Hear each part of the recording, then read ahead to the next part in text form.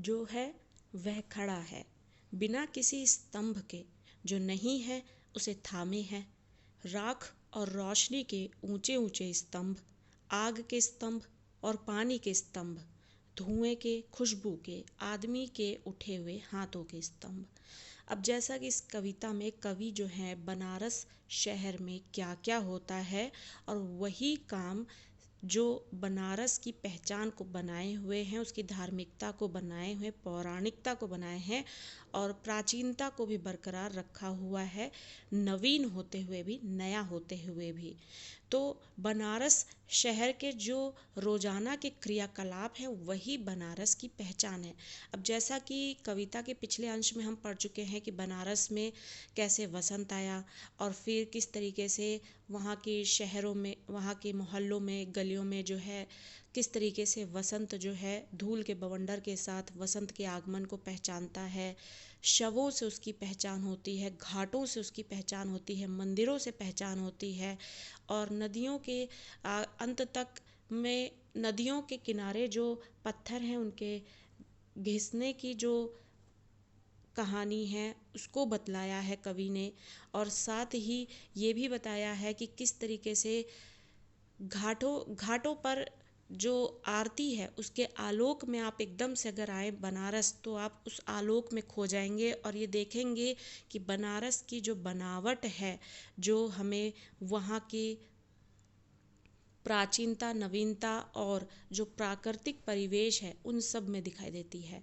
तो यही चीज़ को इसी अंश में, इस भाग में भी आप देखेंगे, यहाँ पे भी उसको एक दूसरे तरीके से फिर से पेश किया है कवि ने। अब वो कहते हैं जो है वह खड़ा है, यानी बनारस जो है, आज जो भी है बनारस, वो अपनी वजह से खड़ा है, अपने वजह से और स्वयं से उसने अपनी ये पहचान बनाई है और उसको बरकरार रखा है। इसी के लिए कहा है कि जो है वह खड़ा है।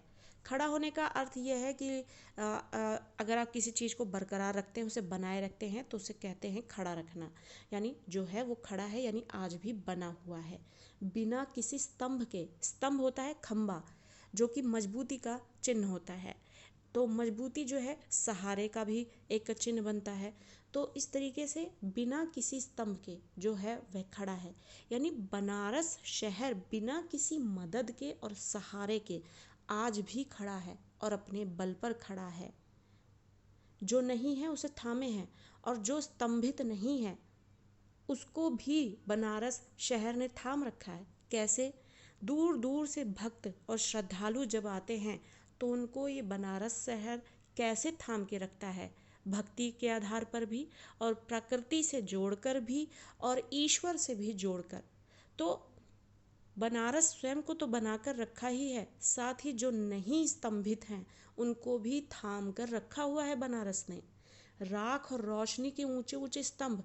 अब यहाँ से कवि ये बताएंगे कि कौन कौन से स्तंभ हैं जो बनारस को स्वयं से बनाकर आज भी रखे हुए हैं। राख और रोशनी के ऊंचे ऊंचे स्तंभ।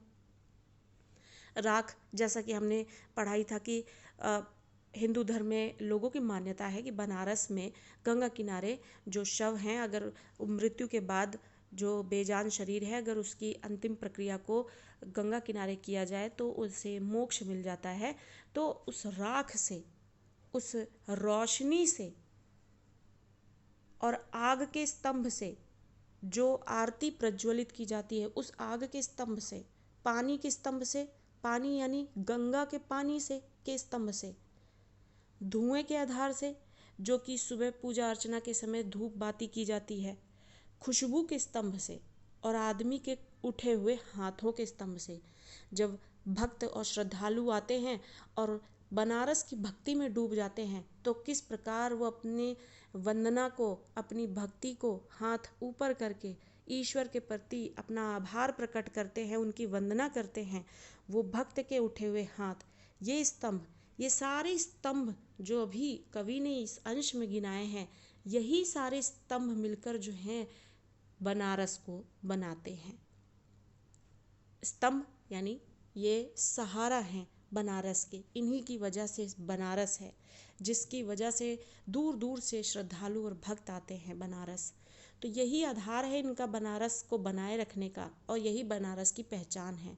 और इसी से बनारस बिना किसी और के सहारे के आज भी खड़ा है। किसी अलक्षित सूर्य को देता हुआ अर्घ्य, शताब्दियों से इसी तरह गंगा के जल में अपनी एक टांग पर खड़ा है ये शहर, अपनी दूसरी टांग से बिल्कुल बेखबर। किसी अलक्षित सूर्य को, अलक्षित जिसे देखा नहीं जा सकता, सूर्य को, सूर्य यानी सूरज, अर्घ्य जो कि पानी से ईश्वर को की वंदना की जाती है। नदियों में अक्सर लोग अपने हाथों से पानी के माध्यम से अर्घ्य देते हुए ईश्वर की वंदना करते हैं, और ज़्यादातर सूर्य को जल देते वक्त यह अर्घ्य किया जाता है। शताब्दियों से इसी तरह गंगा के जल में अपनी एक टांग पर खड़ा है ये शहर, अपनी दूसरी टांग से बिल्कुल बेखबर। बेखबर यानी जिसकी जानकारी ना हो। और यहाँ पर एक टांग और दूसरी टांग का अर्थ क्या है? एक टांग ये है कि बनारस के जो दैनिक क्रियाकलाप है, बनारस उसी में मगन है और उसी से उसकी पहचान है, और वो उसी में ही डूबा हुआ है। और दूसरी टांग जिससे वो बिल्कुल बेखबर है, दूसरी टांग का अर्थ यहाँ पर यह है कि बाकी शहर जिस तरीके से अपने भाग दौड़ की ज़िंदगी में व्यस्त हैं, विकास करना चाहते हैं, विज्ञान और भौतिकी और ऐशो आराम की ज़िंदगी में व्यस्त हैं, वही बनारस जो है इन सब चीज़ों से बेखबर है। और अपनी एक टांग पर इसी तरीके से खड़ा है ये शहर, और अपनी इसी एक टांग पर खड़े होने की वजह से ही ये शहर आज भी जाना जाता है। वैसी आधुनिकता जैसी बाकी शहरों ने अपना रखी, अगर आज बनारस अपना ले तो बनारस अपनी पहचान खो देगा। और बनारस अगर अपनी पहचान बनाए हुए है तो वो इसलिए कि वो अपनी आज भी एक टांग पर ही खड़ा है, यानी नवीनता को अपनाते हुए भी उसने अपनी असल पहचान को ख़त्म नहीं किया है। तो किसी अलक्षित सूर्य को देता हुआ अर्घ्य, शताब्दियों से इसी तरह गंगा के जल में, गंगा के जल में आज भी बनारस एक अलक्षित सूर्य को अर्घ्य देता हुआ शताब्दियों से आज भी इसी तरीके से दिखता है, ईश्वर की वंदना करते हुए। और अपनी एक टांग पर खड़ा है ये शहर, अपनी दूसरी टांग से बिल्कुल बेखबर। एक यहाँ पर चित्र और भी, बिंब जो है जिसे कहते हैं, वो यहाँ पर कवि और एक और दिखा रहे हैं कि किस तरीके से जब वंदना की जाती है, उपासना की जाती है या साधना की जाती है, तो किस तरीके से ऋषि मुनि जो है एक टांग पर खड़े होकर साधना करते हैं। और सूर्य को जल देना भी, ये भी एक प्रक्रिया को साधते हुए बता रहे हैं कि किस तरीके से बनारस जो है इसी साधना में लीन है, अपने दैनिक क्रियाकलापों में, पूजा अर्चना वंदना, अपनी साधना और अपने विश्वास को बनाए रखने की।